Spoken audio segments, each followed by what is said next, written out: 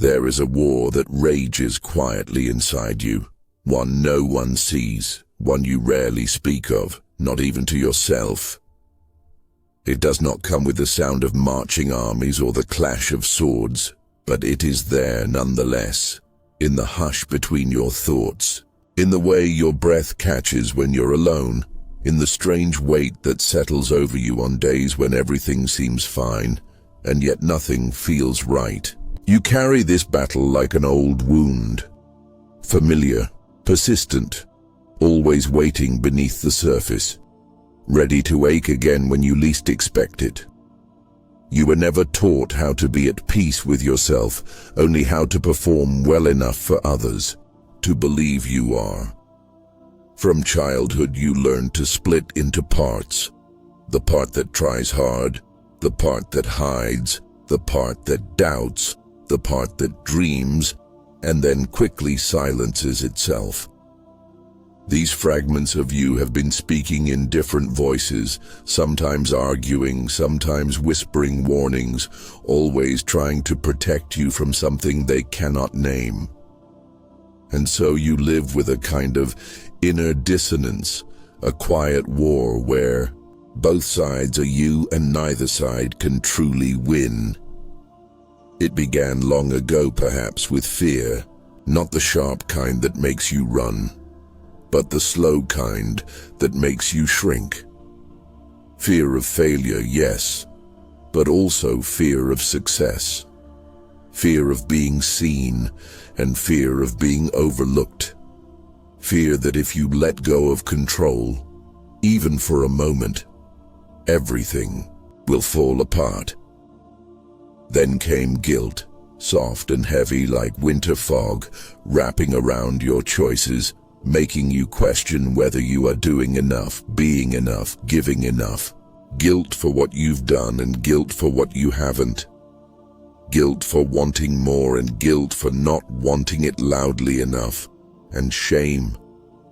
Oh, shame sits in the corners of your mind like a shadow that refuses to move.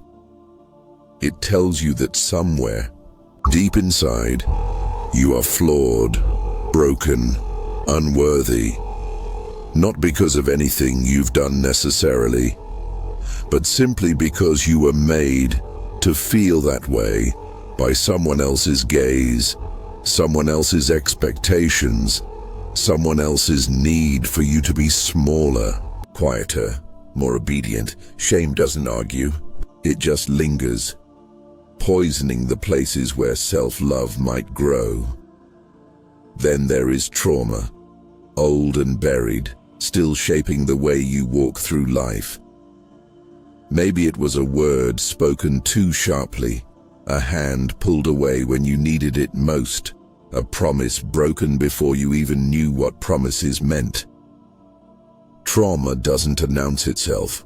It lives in the way you flinch at certain tones, in the way your heart tightens when someone gets too close, in the way your body remembers things your mind has tried to forget. And layered over all of this is the pressure of society. The invisible rules about who you should be, what you should want, how you should succeed, how you should look while doing it. You try to fit into these molds, knowing they were never made for you, but unable to tear yourself free without feeling like you're betraying something sacred. So you wear masks, many of them, switching between them as easily as breathing.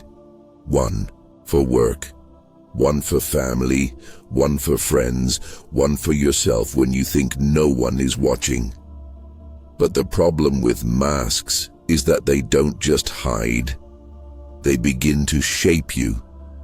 They press into your skin until you forget what it feels like to breathe without them. And in the quiet moments when the world is asleep and only your thoughts remain, you feel the exhaustion. The emotional exhaustion of pretending everything is okay, of holding up a version of yourself that doesn't quite belong, of smiling when your soul is tired, of nodding when your heart is screaming. This war within you is not just internal, it spills outward.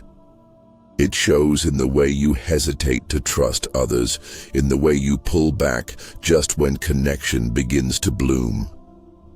It shows in the way you sabotage opportunities, not because you don't want them, but because you fear what they might reveal about you. It shows in the way you chase purpose and meaning, only to feel empty once you reach the goal, wondering why victory tastes so much like dust.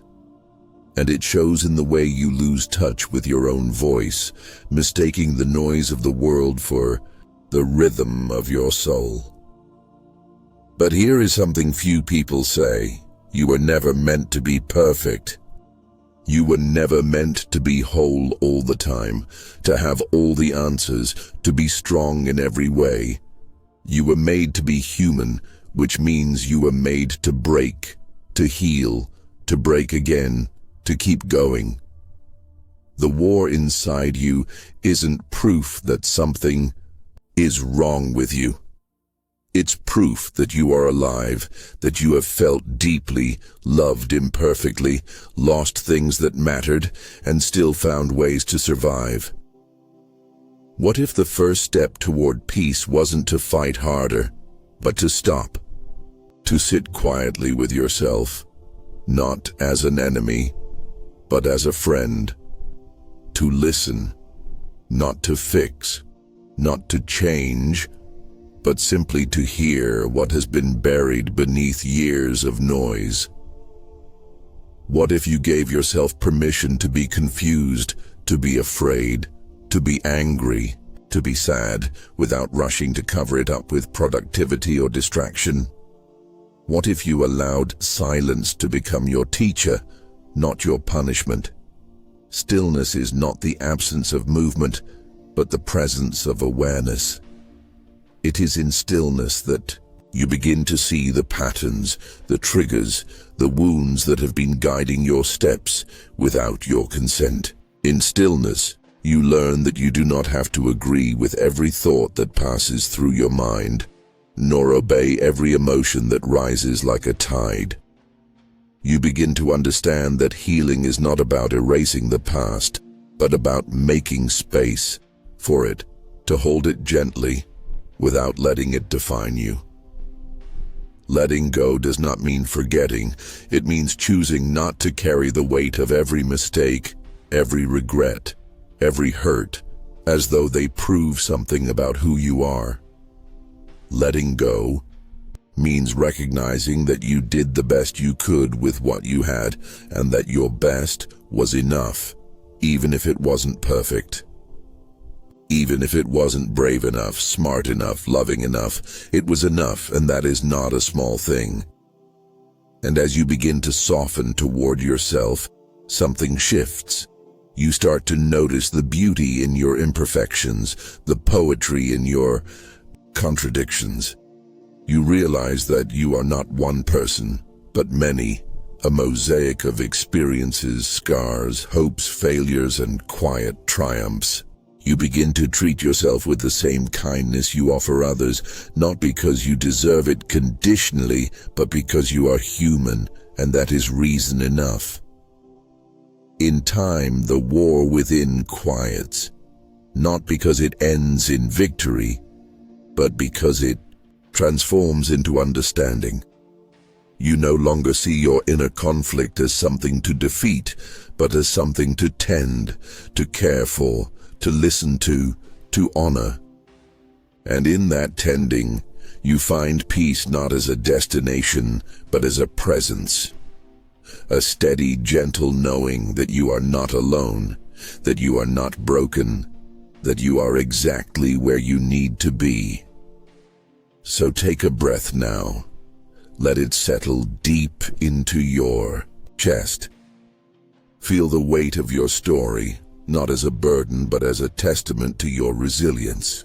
Know that whatever you are carrying inside, the pain, the doubt, the longing, is held in a universe that knows you more deeply than you know yourself. And in the quiet spaces between your thoughts, in the stillness that follows your exhale, you are already whole. Not because you have conquered your inner war, but because you have chosen to meet yourself with compassion instead of judgment. And that choice, that simple, silent act of kindness toward yourself, is where peace begins.